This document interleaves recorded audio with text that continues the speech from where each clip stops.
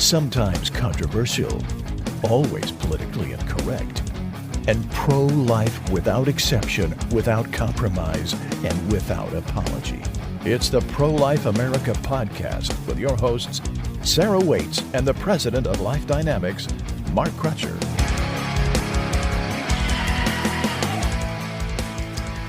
Hey guys, welcome to the show. And I am Mark Crutcher, as you heard, and joined by my usual suspect, Sarah Waits. Hello, everyone. You and Sheila brought me a deal the other day. I claim no part of this. Okay. Sheila brought me an article the other day. This is a deal about FEMA, the Federal Emergency Management Agency, I think it's called. Yeah, they have a website called ready.gov. Now, when I was a kid, and the threat of nuclear war was hanging over our heads at all times, the government came out with all these horrible scenarios about what would happen if there was a nuclear holocaust, and like if a bomb was dropped on where I grew up in Fort Worth, which was one of the primary targets because it was a strategic air command base, Carswell Air Force Base. Anyway, they're saying like when a nuclear bomb would hit, it would crystallize everything within a 30-mile radius, all these horrible things they were talking about. There'd be no food because it'd all be radioactive, and any animals that did survive, they would be all radioactive. Anyway, they had all this horrible scenario. Meanwhile, they're telling us in school, we had these air raid drills. Yeah. And you were either told to get under your desk, or you were told to go out into the hall and put your head up against the wall. And I even thought about this when I was a kid. I'm thinking, if these things are so powerful, and they are, that you could literally destroy the earth with them, how is getting under your desk going to do anything? You might as well just sit where you are and kind of perish in place, so to speak. It's just about trying to give kids a false sense of security, really. I don't know what it's about. You'd think that we had gotten past that kind of idiocy. Now, on the ready.gov website and all their tips to deal with a nuclear explosion, it talks about getting inside, getting away from windows, and when you're in a safe place, maintain 6 feet distance from people who are not in your family because COVID. Forget the fact that you've got a nuclear bomb going on outside. You're going to worry about getting COVID from somebody. You're going to worry about COVID. It says, quote, if possible, wear a mask if you're sheltering with people who are not part of your household, unquote. If it was idiocy, which it was, to tell us, back in the 60s or in the 50s, to get under your wooden desk to protect yourself against a nuclear holocaust, how stupid is it to sit here and say, if the Russians send a nuclear bomb your way, you can protect yourself against COVID by maintaining social distancing and wearing a mask? Well, my recollection from history is that if you happen to be in a bomb shelter, you don't necessarily have the luxury of 6 feet because historically it's all about shoving as many people in as you can. Right, and they're small to begin with. Yeah. Or they were. This is unbelievable, and it shows you the lengths to which the liberals and the Democrats who now control organizations like FEMA have taken this COVID nonsense. Well, like I say, if you're in the middle of nuclear bombs being dropped, at that point, you have bigger problems to worry about than whether you're wearing a mask. I'm surprised they didn't say it had to be a government-approved N95 mask that you had to wear in a situation like that. But anyway, one of the reasons I wanted to bring this up was right before the Russians invaded Ukraine, Putin was making all these sounds about outlawing abortion in Russia. Some pro-aborts now have taken that and tried to use it politically by saying, well, look at these horrible things this pro-life guy is doing in Ukraine, and trying to paint Putin as, the next pro-life hero. See, this just goes to show you what happens when you don't pay attention to history. But the fact is that Putin has indeed been calling for abortion to be prohibited, not because abortion's murder or because he's pro-life, but because they are having a shrinking population and it is affecting their finances. And they're not the only country. I mean, we've talked about this on the podcast before, and we continue to see new things every day. Country after country, if you look at it, their population is shrinking and aging. Don't for a moment believe that these people are calling to stop abortion because they're pro-life. Yeah, this is not based on any morals. It's about money. It has nothing to do with that. It has to do with economics. Well, and Russia's in a little bit different positions than some other countries because wasn't the Soviet Union one of the first to legalize abortion? It was the first. And we've talked about this in the past. There's been studies done on what happened during the Soviet Union related to abortion, and the numbers are staggering. I know that there was one section of the Soviet Empire, I don't know which country it was, where they said it was not uncommon for women to have 25 abortions.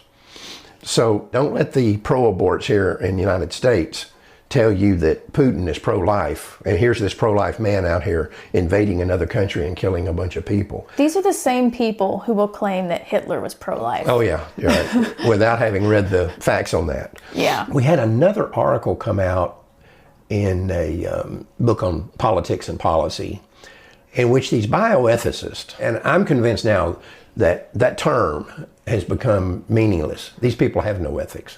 Yeah. It was an Australian bioethicist named Walter Veit. I think I'm pronouncing that correctly. And he is proposing, similar to what other people have proposed, like the list is, Peter Singer is the best example of this. And the interesting thing is, what he's proposing is that there should not be a limit, that birth is just an artificial construct that we make up. There's really no difference between a child in utero and a child outside utero. So if you want to kill them outside utero, that should be okay too. Well, and let's not forget the other part of this, in that their defense for abortion is all about what the child being killed brings to the table and what artificial measures we give them for determining their worth and their value. For example, it was Winston Duke who said that there is little evidence that termination of an infant's life in the first few months following extraction from the womb could be looked upon as murder. It would seem to be more inhumane to kill an adult chimpanzee than a newborn baby, since the chimpanzee has greater mental awareness. Murder cannot possibly apply to a life form with less mental awareness than a primate. Yeah, I mean, these people are whacked. And the scary thing here is that every time something related to abortion comes up in the media will run to one of these people and identify him or her as a bioethicist, who then says that whatever the abortion industry is doing is okay. There's no ethical problem with killing a baby, for example. Peter Singer, I think, said 6 months, that you could have 6 months after birth to make the decision. And even if you wanted to kill the baby because you just didn't feel like you bonded with the baby. Yeah, in the book Should the Baby Live, him and a colleague, Helga Kuss, suggested that a period of 28 days after birth should be allowed before an infant is accepted as having the same right to life as others. But then he expanded on that later and said it should be probably up to 6 months. But here is the statement that they made, this guy Veit. I don't know, you could be right. If the biological sciences reveal that there is no morally salient difference between a newborn and a fetus, that is, they are almost always the same developmental stage, one must abolish the intuitively compelling idea that birth matters morally. It doesn't. So these so-called ethicists are saying that if you want to kill the baby outside the womb, there's really no difference between that and killing them in the womb. Now, on our old Life Talk show, I mean, I'm talking about 15 or so years ago, when Peter Singer first started this nonsense, I made the point at the time that basically what these people who take this position are doing is they're agreeing with the pro-life position. Your position and mine and everybody who's pro-life is that there is no functional difference between an unborn baby and a born baby. It's just a matter of location and development and so forth. The distinction is they're agreeing with us that there's no difference, and they're concluding that therefore it should be okay to kill a born baby. What we're saying is that there is no distinction between a born and unborn baby, and neither one of them should be killed. And that's the fundamental distinction between us and these bioethicists, if you want to call them that. And the big deal on this thing is, where do you draw the line, right? If you're going to give all these artificial measures for who should live and who should not, where does that ball stop? Because that's something that is subjective and open to interpretation. I mean, yeah, once you deviate from the position that the right to life is inherent, you don't have to earn it. It's not something that other people can bestow upon you or withhold from you.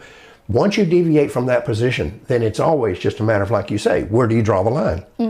You know, are we going to take the old, well, life begins at 40. Well, the brain doesn't stop developing until you're, early 20s, so around 23, 24. So since the brain has not fully developed, can we then say that you can kill anybody under that age? Right.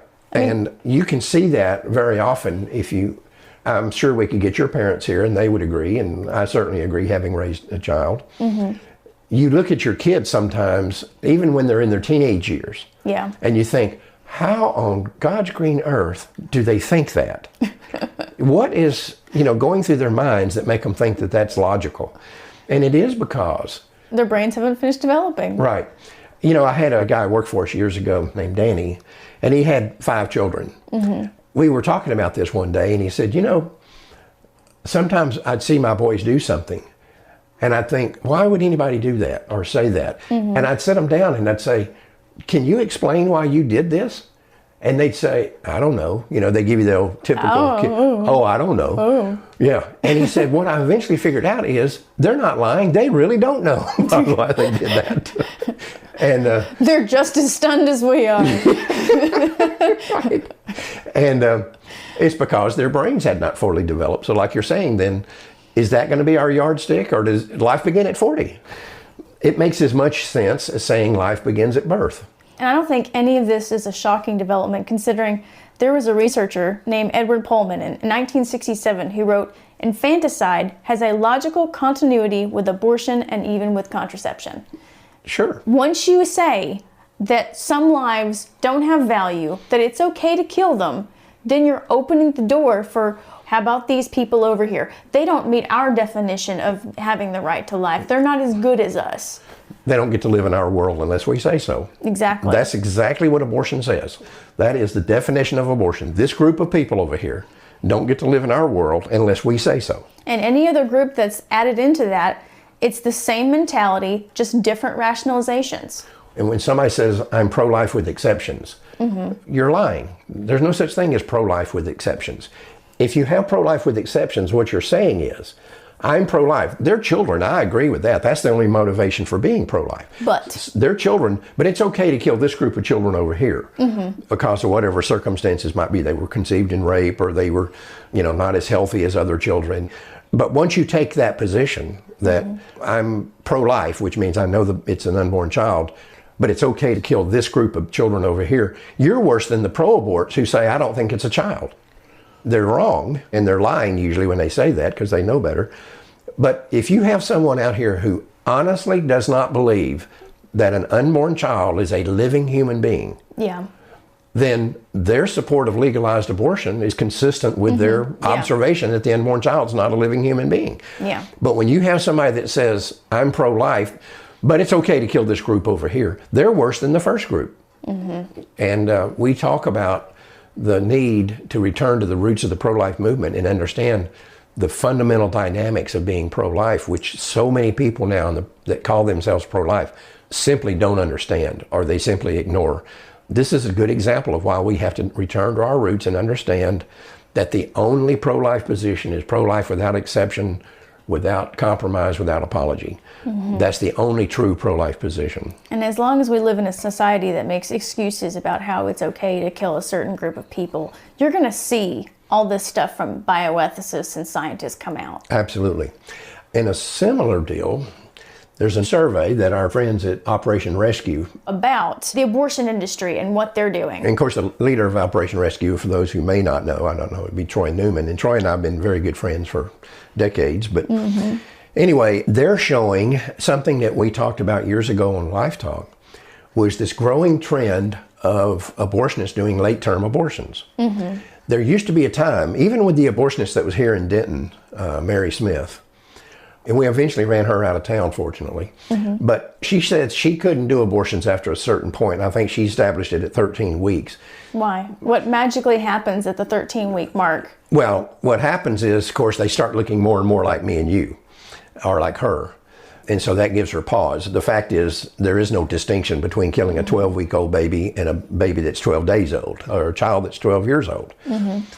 But anyway, we said back in those days that there was starting to be a trend of these people that were only doing early abortions, which accounted for a large percentage of the people that worked at abortion clinics, that was changing, and that more and more of them were doing later and later abortions. And it's just like anything else, you get used to it at one level. It's like taking drugs. It just naturally progresses. At the end of the day, this is a business, and so they're looking to maximize profits. And when you think about it, they can get more money from a late-term abortion than they can from an earlier abortion. Oh yeah, when you're talking about first-trimester abortions, you're talking about abortions that are $300 to $500. When you're talking about 24-week abortions, you're talking about abortions that can cost $5,000 to $10,000. Now, the study that Operation Rescue did shows that this is now reaching a pretty disturbing level. They're doing abortions right now that even they would have said 20 years ago, this is murder, we're never going to be doing this. And we're seeing a lot more instances of babies being born alive and killed outside the womb. And of course, we have that video. With the clinic workers on YouTube, and we can put the link to that in the description. Yep. And if you don't think this is going on, you need to watch that. I don't even think it's rare anymore. I think it's fairly common. But the reason is very simple. There's not much money in $300 to $500 abortions. No. There's not much money in that in today's economy. Maybe in 1974. Yeah. But not in 2022.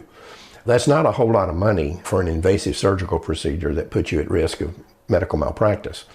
And that's the big thing, puts you at risk for medical malpractice. That's a very big thing. But these guys are now moving into later term abortions. The other thing is, there's an irony here. They've been pushing chemical abortions for years. Now that chemical abortions are estimated to be 40 to 50% of all the abortions being done in America, that's cutting into their profit on early term abortions. So they're having to push for later abortions. Make up for that. If you're doing 24-week abortions, for example, you don't have to compete with the abortion pill. And like you said earlier, you have to always remember that it's a business. It's a business, and you have to analyze it as a business.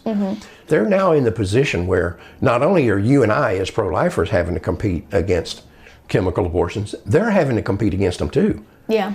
And so their only option is to either get into the chemical abortion business and maximize their profits on that end, or move to later term abortions. I mean, that's their two options. It's a wide open field when you're starting to talk about doing late term abortions. But this is a very, very disturbing trend that's going on here. Yeah, and in Operations Rescue report, it says, in 2018, 46% of all surgical abortion facilities set an abortion limit at 13 weeks or under. However, in 2019, only 31% of all surgical abortion facilities restricted themselves to the first trimester of pregnancy. Yeah, you know, this is why you see them just vehemently fighting, I mean, viciously fighting any restrictions on abortion. I mean, I remember the time when they would say, well, you guys talk about late-term abortion, but there's almost no late-term abortions done.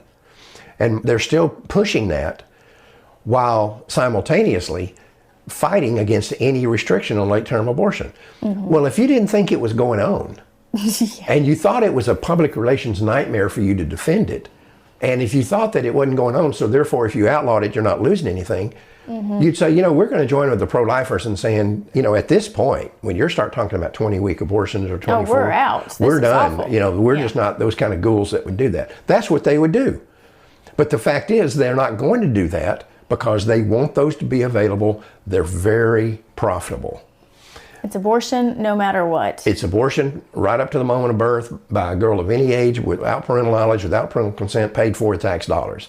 That's all they want. Well, and me being the increasing skeptic that I am from working in this, a part of me wonders if the reason why some of these facilities are moving towards later term abortions is because they can do an abortion procedure in the way that delivering the head and the neck, snip the spinal cord, then they don't have to worry about perforations to the uterus, uterine scarring, all that stuff that commonly would get them a case of abortion injury. Yeah, all that goes away. We have talked about how abortion protects the medical community against medical malpractice. And we had some cases of that back when we were doing all these medical malpractice cases of a woman who was trying to get pregnant, had been working with her OBGYN to get pregnant. And when she did get pregnant, she told me, she said, I was just astonished. All of a sudden, he's pushing me to have an abortion. And she said, I just could not understand it. And he was calling her husband at work, saying, if your wife goes through with this pregnancy, you're going to lose both your unborn child and your wife. She cannot survive giving birth. They finally prevailed upon her, and she had an abortion, if I'm remembering correctly, at about 19 weeks, something like that. And it was later determined that there was no problem with the baby. The baby was perfectly healthy. When the woman learned this, she kind of went off the deep end. And the last time I heard, she and her husband had divorced, and there was some talk that she might be put into a facility of some sort. But what we discovered when we started getting documentation on this based on the lawsuit was that she went to her doctor one time for treatment of the flu. They gave her some sort of injection. They did not test her for pregnancy. They gave her an injection. She came back 2 weeks later for a pregnancy test because she suspected she was pregnant, and they found out that she was. They look at the chart and see they'd given her a drug that in the physician's desk reference says do not give to pregnant women, may cause severe birth defects. Yeah. And so now they're looking at, oh, wow, if this child comes out with problems. They're going into CYA mode. They're in CYA mode right now. And that's why they started hammering on her to have an abortion. And we used to see this as a fairly routine phenomenon that we would uncover in these abortion injury cases. But they recognized that abortion lowers the chances that they will face a medical malpractice suit, especially when you have complicated pregnancies. So the default position nowadays, it seems, on complicated pregnancies is to push abortion, because that eliminates your having any exposure to the problems that might result from this pregnancy. Unless, of course, you're an abortionist and you injure the woman. This is, again, an example of what kind of moral position you put yourself into, or a country puts itself into, when it legalizes the wholesale slaughter of unborn children. You can't avoid it. This is inevitable. But anyway, I was glad to see that Troy and Operation Rescue had done this survey or study and looking at this trend of these abortion clinics doing more late-term abortions. I think we're going to continue to see that be the case. Oh, yeah. Until the law steps in and says we're not going to allow this. But anyway, that's what's happening. If you like the show, make sure you follow the show on your favorite podcast app. We're on Apple Podcasts, Google Podcasts, Spotify, iHeartRadio, and is available most places where you can get podcasts. Yep. Until next Thursday, remember, Life Dynamics is not here to put up a good fight. No, we're here to win. Because winning is how the killing stops. We'll see you next week. Bye, guys.